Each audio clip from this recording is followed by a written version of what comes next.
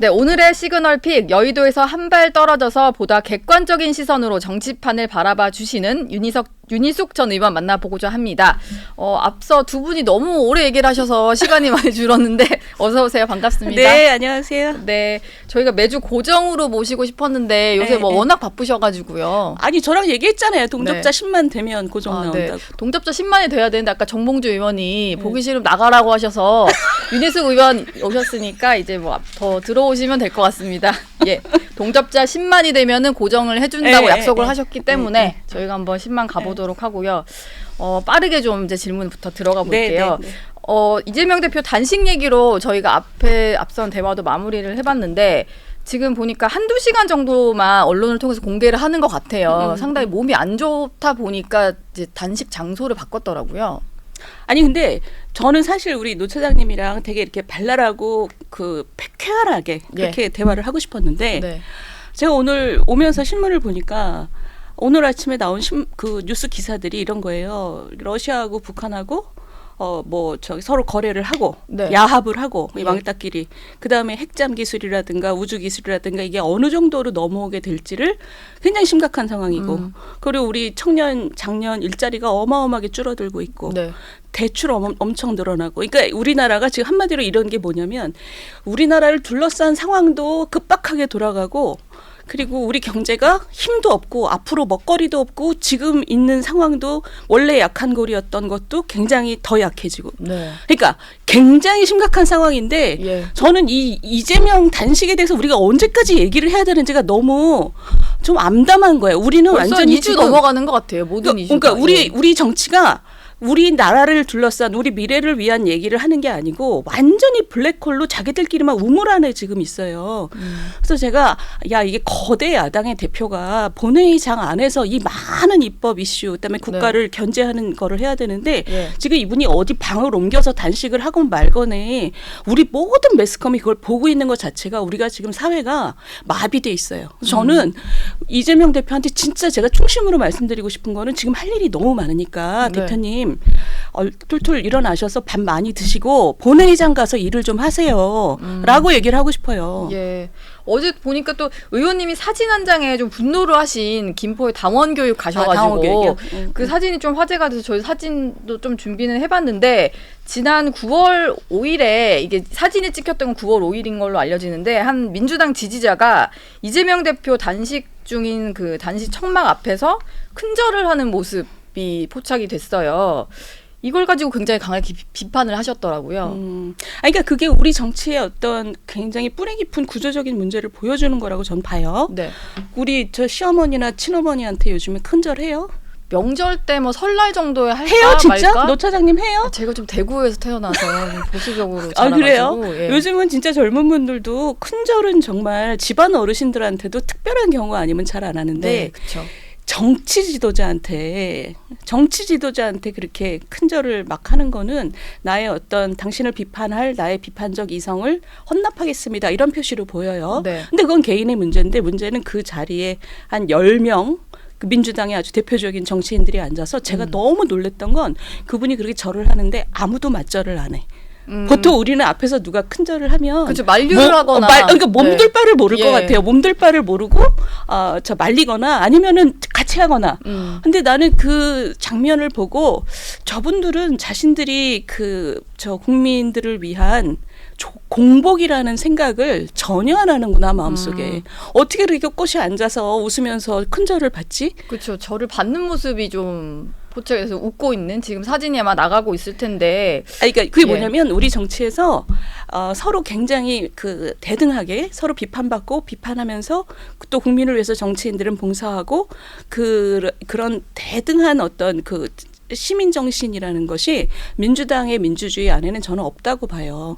그리고 뭐 민주당뿐의 문제가 아니라 우리나라에서 그런 식의 정치 문화가 지금 어느 그룹에 형성이 돼 있는 거죠. 그걸 아주 잘 보여주는. 그러니까 단식이라는 거가 지금 민주주의 수호라고 하면서 시작한 거잖아요. 근데 뭐 그 사진 보면 민주주의가 어디 있어요 지금? 지금 보니까 단식을 하면서 여러 그동안 이재명 대표 비판했던 사람들이 많이 찾아가고 있긴 하더라고요. 근데 뭐 이번 주에 좀 화제가 됐던 게 박지원 전 비대위원장이 가가지고 눈물을 흘리면서 회복식을 만들어 드리겠다 뭐 이런 얘기를 했는데 뭐 이걸 가지고 뭐 그로테스크하다는 얘기도 나왔고 그리고 어제 당 지도부 내에서도 공천을 염두에 둔 눈물 아니냐 이런 말까지 나오더라고요. 아니 그래서 그런 얘기들이 어제 하루 종일 매스컴에 떠돌더라고요. 네. 근데 저는 사실 사람의 내면에 대해서 그 사람의 의도가 뭐고 이런 거를 추측하는 거는 사실 가십이죠, 가십. 저는 그런 얘기를 우리 매스컴에서 지금 이 메이저 언론에서 네. 며칠을 떠들 만한 주제인가 저는 잘 모르겠어요. 그 사람이 왜 울었는지 전 모르겠어요. 나는 갱년기라서 아무 때나 눈물이 나요. 근데 그분은 젊은 분이니까 난 잘 모르겠는데 무슨 뜻이냐면 우리 그 언론이 흘려보내야 될 이슈하고 앞으로 일주일 한 달 뒤에도 의미가 있을 이슈를 좀 구분을 했으면 좋겠어요. 흘려보내야 될 이슈. 저는 거기에 해당한다고 봐요. 박지원 씨가 왜 울었는지는. 네. 지금 보니까 단식장에 뭐 야당 대표 여당 대표 안 가는 거에 대해서 앞에 저는 이제 김성태 전 의원께서 도리를 해야 된다라고 해서 좀 질문을 했는데 뭔가 좀 생각이 약간 바뀌신 것 같긴 해요. 근데 지금 워낙 장기화가 되다 보니까 이게 오늘로 한 14일차, 15일차 되다 보면 이게 사실 저도 여건이 그렇다고 너무 방치를 하고 만날 필요 없다라고 하는 것도 맞는가 이런 생각이 좀 들긴 아까 했거든요. 두 분이 너무 저 사랑방처럼 얘기하셔갖고 지금 차장님이 너무 마음이 급해요. 예. 우리 숙제하듯이 얘기하고 있어요. 아, 네네네. 아니 나 좋은데 예. 편하고 저 서두르는 건 좋은데 네. 그 이슈는 저는 그런 것 같아요. 이 전통적으로 굉장히 비장하게 목숨을 걸고 단식을 하셔왔고 정치 지도자들이 네. 그래서 거기에 대한 굉장히 정치 도의라는 게 가서 당장 우리가 이 이슈를 받진 못해도 공감한다. 그러니 천천히 우리가 받겠다. 이런 식으로 좀 타협을 하면서 단식을 중단하도록 권유하는 것이 상대 당의 그러니까 여당의 네. 자세였죠. 근데 우리가 지금 한 번도 경험해보지 못한 나라가 돼버렸어요. 그렇죠. 지금 민주주의 수호 그다음에 오염수 방류 이런 거를 지금 내걸면서 했는데 오염수 방류 저지 그런 거는 뭐 자기들 지도부가 목포 가서 회를 아주 배부르게 먹고 나왔잖아요. 그러니까 네. 본인들이 그 단식에 대한 어떤 비장함이나 그 진지함을 본인들이 조롱거리로 이미 만들어버렸어요. 민주주의 수호라 그러면서 앉아서 배 내밀고 앉아서 저 큰절이나 받고. 그러니까 예. 제 얘기는 그거를 국민들이 보면서 저 단식을 왜 하는 거지? 이런 생각을 하고 있는데 여당 대표가 거기 가서 정치 도의라고 하면서 가서 막 챙기는 게 저는 오히려 더 이상할 것 같아요. 그러니까 저게 정치 도의야? 자기들끼리 동종 업종끼리 카르텔이지. 전 이런 생각이 들 것 같아요. 국민들이 보기에는 국민들이 네. 볼 때는 공감을 못 하니까. 근데 지금 이제 너무 오래 밥을 안 먹고 누워 계셔가지고 몸이 상할 지경이 됐잖아요. 네. 그러니까 이제부터는 진짜 사람에 대한 이제 걱정이 되기 시작했죠. 국민들이 이제는 건강에 대해서 그렇죠. 이제명 대표를 좋아하건 싫어하건 이제는 왜 저렇게 자기 몸을 상하게 하냐. 그 목표가 뭐였든지 간에 네. 뭐 검찰 수사든 뭐 불체포든 뭐 뭐든지 간에 저렇게 몸을 많이 상하면 안 된다라는 게 이제 국민들이 느끼고 있잖아요. 예. 저는 여당 대표가 본인의 평판을 위해서도 거기 사람을 그렇게 매정하고 야박할 필요가 전혀 없잖아요. 가서 위로하고 네. 같이 본회의장에서 싸우자 이러고 좀 위로하시는 게 저는 여당을 위해서 좋다고 봐요. 인간적으로 좀 그 단식을 오래 하고 있는 상대당 대표에 대해서는 좀 그러니까. 걱정이 사실 뭐 속으로는 다 걱정되긴 하잖아요. 저러다가 이제 건강도 뭐 지병도 있다고 들었는데 뭐 이런 얘기들 많이 하시더라고요. 너무 공적인 그 목표를 위해서 단식을 하는 것 같지 않다는 생각을 많은 사람들이 해요. 네. 하는데 어찌됐든 지금은 이제 걱정이 되는 거죠. 지금 뭐 단식이 좀 길어지다 보니까 이런 얘기가 뭐 건강 걱정과 좀 별개로 검찰 수사는 또 진행이 되다 보니까 이런 얘기가 좀 나오고도 있는데 체포동의안이 아마 그 구속영장이 이번 주 중에 청구가 되면 체포동의안 표결이 9월 안에는 있을 것 같다. 뭐 이런 뭐 날짜까지 좀 나오고 있잖아요. 그러다 보니까 지금 민주당에서는 벌써 이거 부결시켜야 된다. 뭐 정청래 최고 같은 경우는 뭐 당근 부결이다. 뭐 이런 얘기까지 하더라고요. 지금 분위기가 이렇다고 하면 뭐 그렇게 흘러갈 수밖에 없지 않을까 싶거든요. 근데 저는 뭐 예측하기는 쉽지 않지만 그렇게 될 것 같고 일단. 예. 근데 뭐 어제 그 전 장관이라는 분이 뭐 검찰 아가리 뭐 이러고. 박범계 의원이. 이게 지금 제가 예. 보니까 민주당의 의원들이 자기네 당대표를 걸어놓고 자기 장사를 엄청 해요. 자기들 강성 지지자들한테 잘 보여서 뭐 경선을 하면 뭐 어드밴티지도 갖고. 네. 그러니까 그 개인들의 정치적인 장사를 지금 너무 열심히 하고 있어요. 대표의 단식을 놓고. 저는 이재명 이재명 대표도 그거 알고 있다고 봐요. 그러니까 자기들끼리 이렇게 이권으로 얽히고 설킨 관계라서 예. 가만히 있는 거지. 근데 문제는 긴 호흡에서 보자면 우리 국민들은 대표가 이미 자기 특검 포기하겠다고 얘기했잖아요. 근데 지금 막 나서서 부결시켜야 된다고 얘기하는 거는 그러니까 국민들께서 저는 그런 걸 좀 보셔야 될 것 같아요. 정치인들의 개인들이 정말 본인들이 제대로 된 인간으로서의 자기 준칙을 갖고 있는 사람인지를 네. 국민들이 이젠 그거 자체를 의심하거든요. 근데 지금 딱 저는 이런 경우가 그런 경우라고 생각해요. 그러니까 이 모든 아사리판 같은 정치판을 우리가 볼 때 사람으로서 우리가 보통 그 일상생활을 할 때도 막 생계형으로 막 아무 짓이나 하는 사람이 있고 네. 내가 약속한 건 지켜야지 하고 자기 준칙이 있는 사람이 있잖아요. 네. 근데 그런 자기 준칙이 없는 사람이 정치를 하고 있는 경우가 딱 지금 이런 상황에서 보여지는 거죠. 예. 그러니까 이거는 우리가 그러니까 예측을 하는 것도 뭐 정치하는 그 관련자들은 중요하지만 국민들 입장에서는 이런 정치는 정말 형편없는 정치다. 우리가 바꿔야 된다라는 생각을 지금 하시고 계실 것 같아요. 네. 뭐 이 대표 단식 시작할 때 했던 게 사실 오염수 방류 문제 관련해서도 단식을 하면서 그때 뭐 이제 정부를 향해서 얘기를 했었는데 국민의힘 지도부는 뭐 최근에 보니까 발언 수위가 상당히 높은데 김기현 대표가 연예인, 개념 연예인이라고 불리는 뭐 사람을 지적을 해서 또 논란이 됐더라고요. 이제 자우림 멤버 김윤아 씨에 대해서 개념 없는 개념 연예인이 많다. 뭐 이렇게 얘기를 했는데 이렇게 얘기하는 게 조금 득이 됩니까? 득이 크게 될 것 같지 않죠. 그러니까 저는 네. 우리 그 광우병 때도 뭐 청산가리 발언했던 연예인이 있잖아요. 예. 그러니까 우리 바람은 연예인들이 본인들이 깨닫지 못해도 본인들의 영향력이 생각보다 크기 때문에 조금 신중하고 본인이 잘 모르는 이슈에 대해서는 조심했으면 좋겠다는 게 과학적 검증이 그렇죠. 필요한 이슈는 그게 특히. 우리 바람인데 예. 연예인들도 일반 국민하고 똑같이 사실 기본권의 표현의 자유를 갖고 있어요. 하고 네. 싶은 얘기를 할 수 있고 예. 그게 가끔 틀릴 수도 있고 그런 거죠. 근데 이제 우리 김기현 대표나 이런 분들은 광우병 때 트라우마가 굉장히 강한 것 같아요. 근데 저는 사실 우리 김기현 대표나 장해찬 최고 같은 분들에게 좀 드리고 싶은 말씀은 본인들이 생각하는 것보다 본인들은 굉장한 권력층이에요. 여당의 대표고 여당의 최고위원이잖아요. 예. 그 민간인 그 아티스트는 아티스트로서의 영향력이 있지만 기본적으로 정치적인 그 역관계에 있어서는 민간인 개인이잖아요. 네. 그러니까 이 여당의 이런 지도부가 하는 말은 굉장히 협박처럼 들릴 수가 있어요. 그러니까 저는 이거를 그 대표님이나 우리 최고위원님이 본인들의 무게를 한번 생각해 보시면 본인들의 무게하고 비슷한 상대하고 얘기를 하시는 게 맞다고 봐요. 괜히 뭐 연예인도 하나의 민간인이고 표현의 자유가 있으니까 어제 안 그래도 그래서 보니까 소속사가 입장을 냈더라고요. 그게 정치적 입장 피력한 게 아니고 환경 오염에 대한 우려를 표한 거다. 이렇게. 그러니까 그 쫄았잖아요. 당연하죠. 제가 네. 사업하는 사람이고 내가 일개 연예인이면 쫄 수밖에 없어요. 근데 왜 그렇게 사람을 쫄게 만드냐고.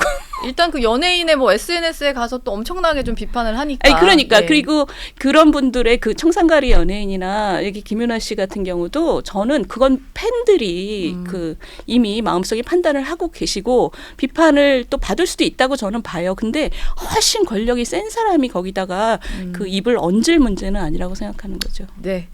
김기현 대표와 장해찬 최고에게도 한 말씀 해주셨고 어제는 또 이런 소식도 있었습니다. 박근혜 전 대통령을 김기현 대표가 만났는데 이게 보수 대통합의 신호탄이 될 것이냐, 뭐 추석을 앞두고 박 전 대통령이 좀 행보를 많이 할 거다 이런 얘기들이 정치권에서 나오다 보니까요. 어제 두 사람의 만남에서 뭐 총선 메시지도 나왔는데 의원님이 가장 주목하신 포인트랄까 이런 게 있을까요?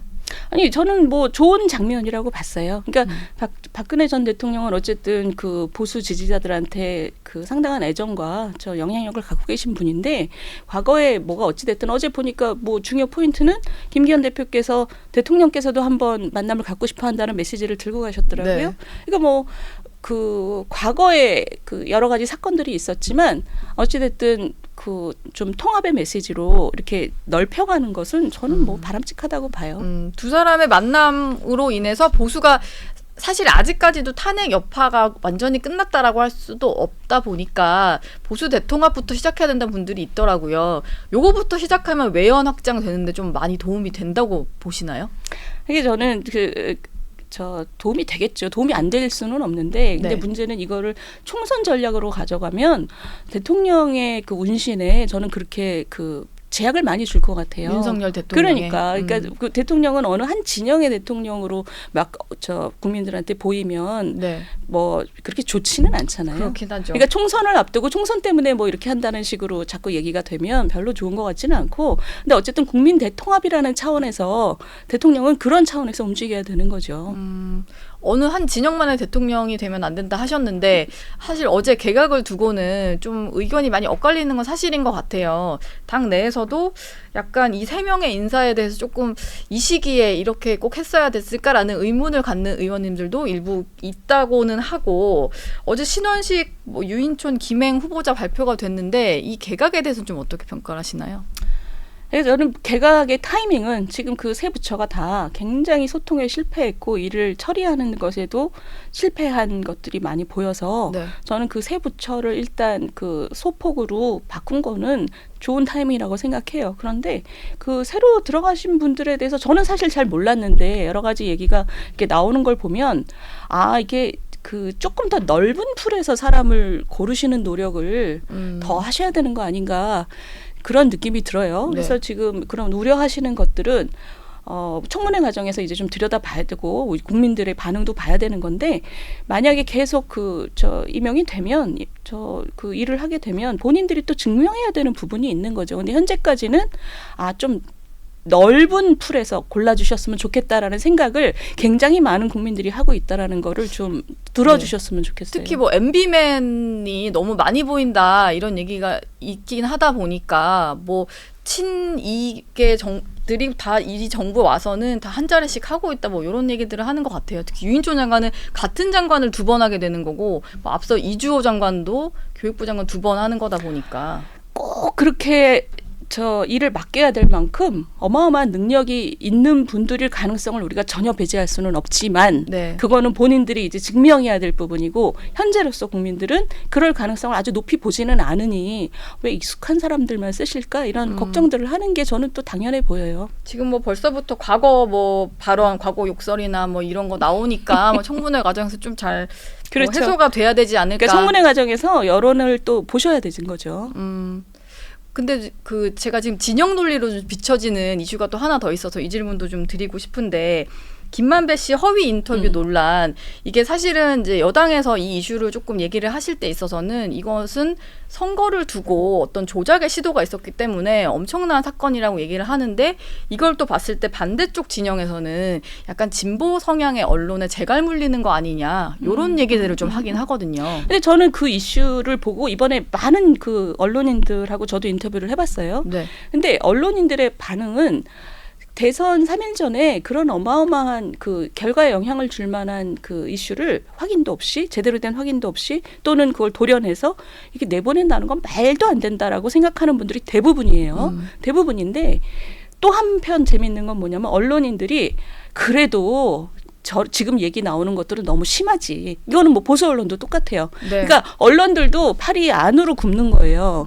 그러니까 제 느낌은 그러면 우리 까놓고 얘기를 봅시다. 이건 개인들의 일탈이 아니고 언론사가 지금 작정을 하고 대선의 플레이어로 들어가서 뭔가 결과를 바꾸려고 했던 사건인데 이것도 또한 우리가 한 번도 경험해보지 않은 사건들이에요. 그럼 여기에 대해서 언론계 당신들은 도대체 무슨 해결책을 갖고 있느냐라고 나는 묻고 싶어요. 근데 그 무슨 얘기냐면 지금 이거는 어마어마한 사건인 거 맞아요. 근데 어마어마한 사건이기 때문에 왜 이런 일이 발생했는지 왜 우리 언론인들의 직업윤리 자체가 이 모양이 됐고 민주당은 우리 민주주의 한 축인데도 왜 이런 것을 규탄하는 말 한마디도 안 하고 있는지 모든 것이 처음부터 끝까지 저는 잘 분석을 하고 파악을 한 다음에 네. 대책을 정말 대책을 잘 세워야 되는 거죠. 그런 의미에서 여당이 지금 해결책에 해당되는 얘기를 너무 조기에 많이 한 건 맞아요. 여당에서. 그러니까 그 해결책이 뭔지는 앞에 구조적인 요인을 충분히 파악한 다음에 네. 정말 발본색원을 한 다음에 우리 이런 언론 가지고 민주주의 못 지킨다. 우리 민주주의가 지금 파괴될 위험에 있다. 지금 이런 것을 우리는 다시 재발하지 않으려면 어디서부터 뭐까지 뭐를 해야 되는지를 이거를 뭐 어느 정도를 언론계의 자정에 맡겨야 되고 그 언론계의 자정으로 안 될 경우에 어떻게 할 건지 이런 거를 우리 우리가 정말 구조적으로 파악을 해야 되는데 그런 그 단계를 뛰어넘어서 좀 센 얘기들이 많이 나왔잖아요. 그 보도가 되는 과정까지 있어서의 왜곡과 누락을 좀 막을 수 있는 방법부터 고민을 했어야 되는데 파악을 일단 했어야 되는 거죠. 예. 저는 파악을 먼저 하고 그 다음에 이제 그 여기에 대한 대응책이 뭔지를 해야 되는데 제가 볼 때는 근데 그래도 좀 선회를 하자면 이게 중요한 사건이라는 주의를 좀 일으키기 위해서 네. 좀 센 얘기들이 먼저 나온 것 같아요. 근데 순서가 보통의 일을 그 해결하는 순서하고는 좀 다르죠. 근데 지금 이거는 말이 과해. 당신들 말이 너무 과해. 뭐 재갈을 물리는 거 이런 얘기는 정말 다 부수적인 얘기고 자, 이런 우리 역사에 이렇게 언론이 조직적으로 언론사가 작정하고 달려드는 이런 일이 앞으로도 계속된다면 우리 민주주의는 미래가 없다. 그러니 이제 우리 지혜를 모으자. 네. 어떻게 하면 되겠냐 이거잖아요 지금. 그러니까 그 그렇죠. 문제를 지금 우리가 머리를 맞대고 진짜 열심히 파악하고 해결책을 내야 되는 상황인 거예요. 그게 네. 핵심이죠. 그렇게 검증이 좀 덜 된 채로도 왜곡된 채로 나가는 보도에서 어쨌든 피해를 입는 건 국민들일 수밖에 없기 때문에 뭐 이거에 그것도 대해서는 그렇고 그렇죠. 그러니까 예. 그 선거를 대통령 선거를 그 영향을 주려고 하는 조직적인 개입이라는 거는 민주주의 자체를 그 파괴시키는 거잖아요. 그러니까 언론이라는 게 얼마나 중요한 제도인데. 네. 의원님이랑 정치권 이슈 계속 살펴보고 있는데 저는 좀 개인적인 것도 여쭙고 싶어서요.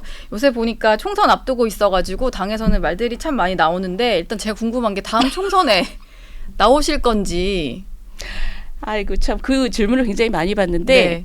그런 뭐 총선에 대해서 내가 나가고 말고 이런 얘기를 하기에는 너무 이르고요 지금. 저는 그런 얘기를 너무 빨리 시작하는 것도 되게 좀 적절하지 않다고 봐요. 할 일이 이렇게 많은 세상에서 7개월 전에 무슨 저 개인에 대한 출마나 뭐 이런 얘기를 하는 거는 예. 별로 뭐 이렇게 바람직하지도 않고. 당에서는 뭐 세종 출마 얘기가 좀 나오는데 만약에 당에서 출마를 요청을 한다면 그때는 좀 고민을 하실 거죠? 아 예. 이건 뭐 나중 얘기고요. 예. 알겠습니다. 윤희숙 전 의원님 모시고 얘기 들었고 동시 접속자가 10만이 넘어야 온다고 하셨는데 지금 일단 뭐 오늘 엄청나게 좀 조회자 수 올려주셔가지고요. 다음에 기회가 되면 또 다시 한번 모시도록 하겠습니다. 네, 감사합니다. 고맙습니다.